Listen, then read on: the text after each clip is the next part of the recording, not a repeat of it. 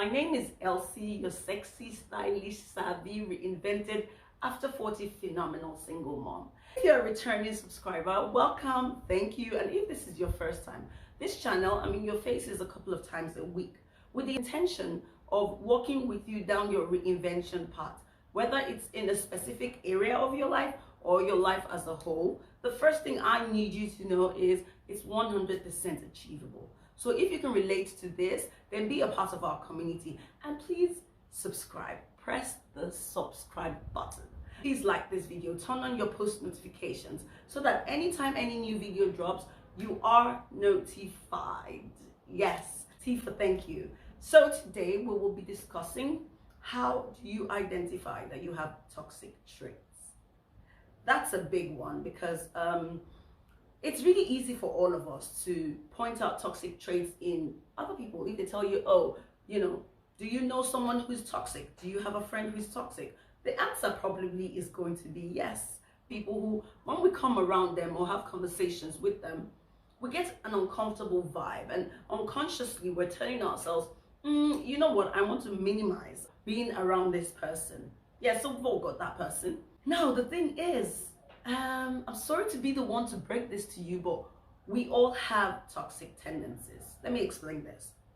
Toxicity is actually on a spectrum, it's not black and white.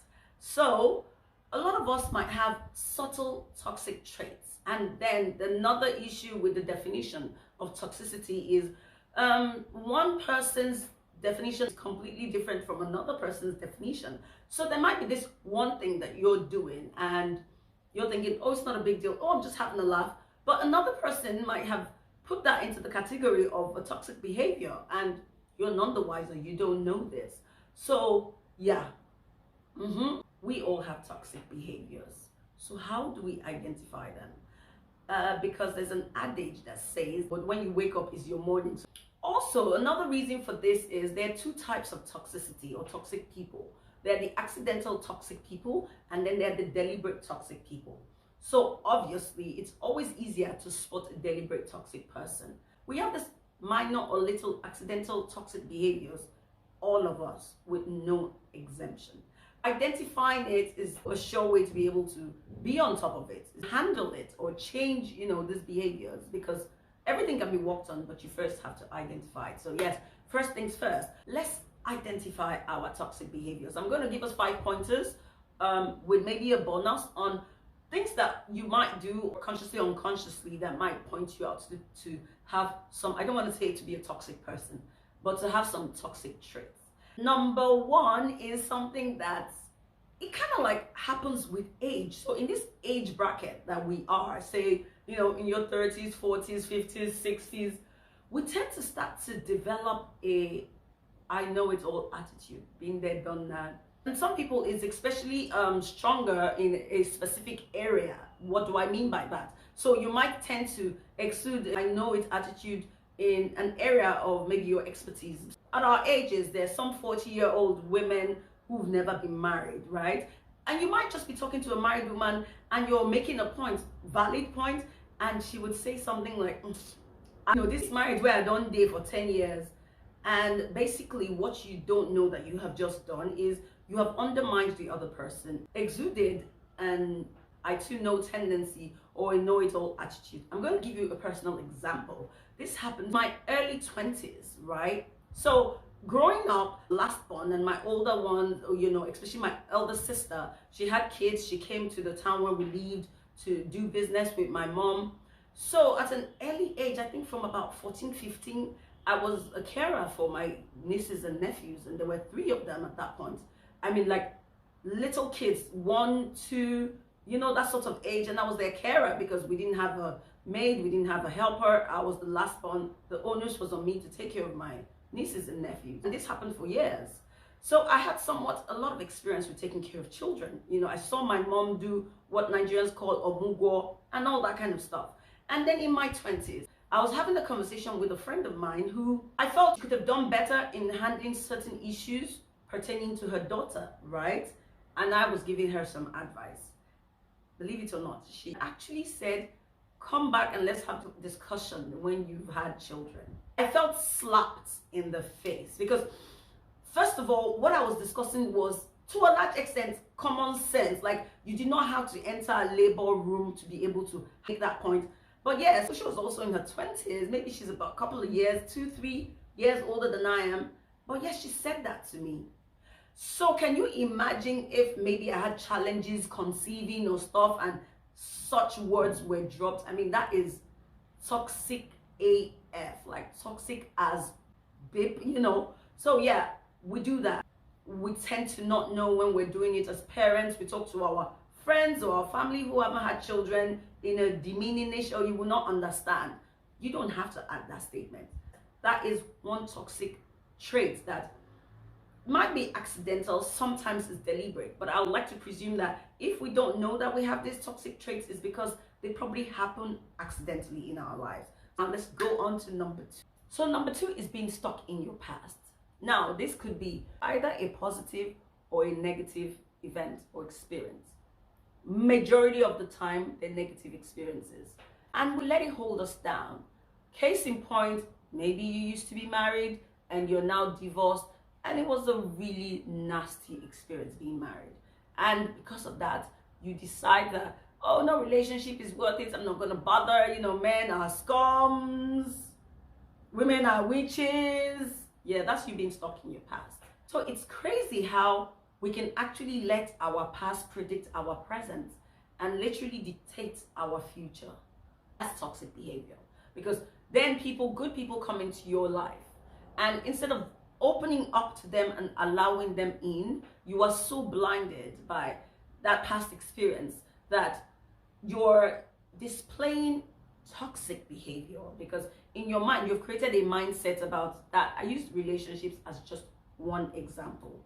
It might be in business. You might have been burned taking a risk in a business, and because of that you're just like, you know what, I'm going to stay on the straight and narrow, I'm going to just stick to a 9-to-5, I'm just going to get paid. There is absolutely nothing wrong with sticking to a 9-to-5, but can we not make decisions because of scars of the past? That's all I'm saying. So what we don't understand is these things bear on the people around us. Someone might be trying to get into a relationship, and what you are supposed to say or you're saying to the person is born from your feeling, because you're stuck in your past, and unconsciously you're just going to vomit negative speech, you know, like, just be careful, oh, you know, you can't love him finish, keep a part of you, stuff like that. Or someone wants to go into business and can't you use that money to do something else? No, they needed encouragement. And I assure you, even if we have a valid point of trying to tell them, be careful, you know, test the waters, there are better ways to actually buttress our point or pass the message across without coming across as toxic. So this is one thing we want to either be wary of or to check ourselves about, ensuring that we're not letting our past affect our present and our future and how we're perceived. Yes, and this takes us to number 3. Number 3 is something I don't like. Number 3 is something that a lot of people call being realistic. I don't have a problem with being realistic. No, I don't. I have a problem with people masking pessimism under I'm just being realistic. Yes. And because they've already coined out a rational name for this behavior, your guess is as good as mine that thereby it means that they have not identified this as a toxic trait. So you're having a conversation with somebody and they tend to almost always see cups as half empty. There are 2 types of people. There are the people who will see the cup as, oh, it's half full. And there are the people who are going to see the cup as, oh, it's half empty. Yeah, the I'm just being realistic people are the people who almost always will look at that cup and the first thing they're going to say to you is, it's half empty. Now, that's not just being realistic. That's actually being a pessimistic individual. You're always quick to perceive the negative. You're always quick to assume the worst. It's a negative trait, an accidental negative trait, but it's something that we want to check. I mean, literally, I'm sure if you comb your mind, there's some people that you try to avoid having certain conversations with them. If we're coming from the faith perspective, you cannot talk faith around them. And I always tell people, faith is the Christian word for positive thinking. It's not a bad thing, but I would rather call it faith because I'm a faith-based person. But now, those realistic people people are not positive thinkers. They're more negative thinkers. They're always quick to assume the worst. That's not caution. Being a bit cautious and being, realistic, honestly, are two different things. That's a major, major negative toxic trait that we want to work on, okay? That takes us to number 4. Number 4 is this behavior where you're linking your happiness to a future occurrence or a future achievement. I will be happier when I have a baby. I'll be happier when I have 10 million. I'll be happier when I'm a house owner. I'll be happier when my children have gone off to college. I'll be happier when I get that job. Yes, there's always something futuristic about your happiness. And you're thereby not living in the here and now. You're not in the moment. You're not living in the present. And that's a very big assumption. I mean, we all hope to live till we're old and gray and see our children and their children's children. All well and good, right? But live in the moment. Be happy for now. Always, this is where being grateful comes in. That's a way that we can check this particular toxic behavior. Be grateful for what you have here and now. It's not a wrong thing to want more. It's not a wrong thing to aspire. It's not a wrong thing to have targets and goals.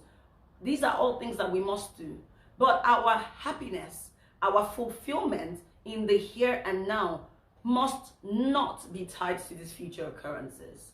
Because how about if they don't happen, what, you wouldn't be a happy person? I mean, God forbid, something goes wrong and you can't achieve those things. Yeah, it's a really toxic trait. It's something that a lot of people do unconsciously because we strive for more. And we don't even know that we're doing these things. Maybe the people around you just want to be happy in the here and now, but you don't allow that because you're stuck in your future. And you can't be stuck in something you haven't achieved, something you haven't attained, something you're only hopeful about. Doesn't make sense, but yes, that's a key toxic trait. You see how subtle all these toxic traits actually are. You have to be a deep thinker to realize that maybe you actually exude some of them. They're not all up in your face. Sometimes they're not even detrimental to another person. But yeah, some of us have it. All of us have it. The thing is, we can work on them, but we need to first identify them, which is what we're doing now. And that will take us to number 5. Number 5. This particular one, I don't like it. Unfortunately, it's common to a particular set of people, the religious people. Number 5 is being a hypocrite or being hypocritical. What does that mean? Being highly judgmental of other people. I detest it. So this trait is when you are being judgmental about something that you used to be or you used to do, or something that you're currently doing on the down low. That's for people who like to create an impression of themselves, howbeit false. They want to be perceived in a certain light.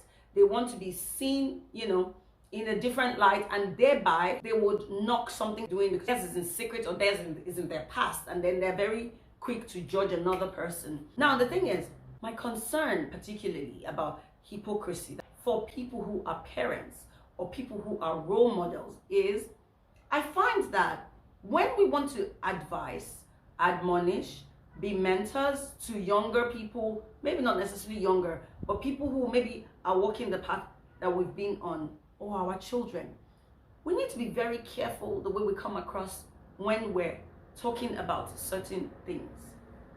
So for example, a lot of us would like to keep our children, keep them shielded in the process of their growing up, even if we were not shielded. That is not a bad thing. But the way you address these things with your children, or the way you discuss these topics with your children, do not come from a perspective of holier than thou perspective. I honestly think it's more genuine if you can come from a perspective of, see, I've been there, I've done that, and I honestly do not think, and this is why I'm able to better advise you that this is not, the path you want to toe, X, Y, Z. Now, as opposed to, no, you can't do that. That's not of God. You can't that. Well, how are you going to come across?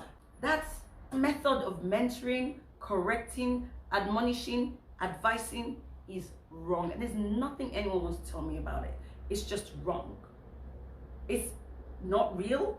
It's coloring information. If you've been there, if you've told that line, no matter how deep it might be, yeah, you might not go into all the colorful stuff, but let whoever you're talking to understand that you're coming from a place of love, you're coming from a place of personal experience, and you're well able to say, you know, if I'm telling you that this isn't worth it, then it's better. But don't come down hard on the person and just like, oh no, you don't do that, you know. So yeah, that particular trait, I don't like it.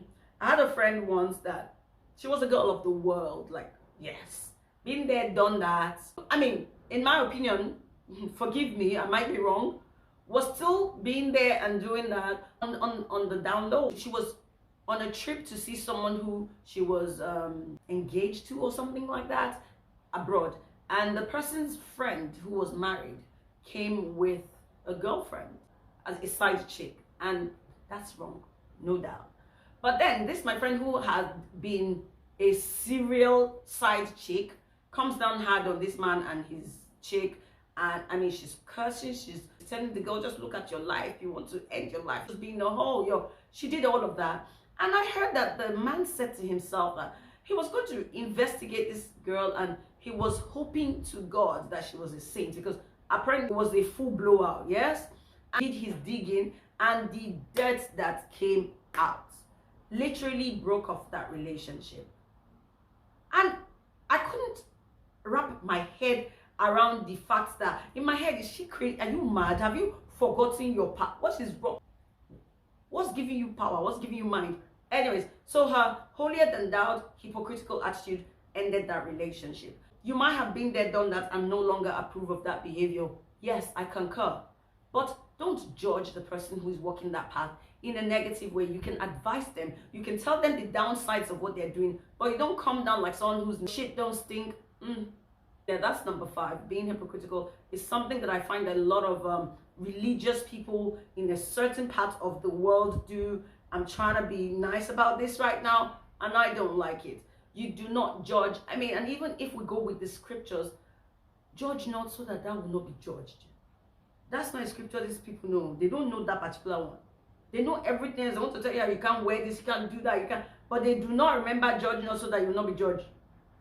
I don't get it. Anyways, going on to my bonus point for today, which would be number 6. But you know, hey, number 6 is something I will call envy on the down low. Yep. So what is this? When you have this very unconscious, extremely accidental, toxic tendency of, in short, this tendency or this toxic behavior, you will never voice it out to anyone. So if I explain it and you understand it and you can relate to it, it's the kind of thing that nobody's ever going to put their hands up on it. But a lot of us, myself inclusive, have been down that path of envy on the down low. This is when you call up friends or family, and when you're catching up with them, you're actually hoping that by the time you guys have exchanged notes, you're hoping that you're ahead of them in one aspect or area. Like if someone is telling you, oh my God, yeah, now I'm the vice president of XYZ. Whilst that person is doing that, you might just chip in, oh, so are you married? And how many kids do you have? And maybe he or she now says, no, I was unfortunate. My marriage crumbled. Somewhere inside of you, you're like, hey, at least me, I'm married with 2 children. At least I've kept my home together. That's envy on the down low. Yes. When we're exchanging notes with people who are supposed to be our friends or loved ones, we're just hoping that we're able to top one area or aspect of their lives, if not all. It is toxic. It is a toxic trait that they probably don't even know that you're exhibiting, because they don't know what's going on in your head. As I said, it's mental. It's between you and, literally, as Nigerians say, your God, right? You know, I know that this is something we sometimes do. We don't know that we're doing it. We don't want to do it, but we want to feel better about ourselves. We want to be able to feel that we have achieved something. And it's crazy, 1/4 of the time, everyone feels that they are lacking or lagging behind in one area. I mean, know that, no peace.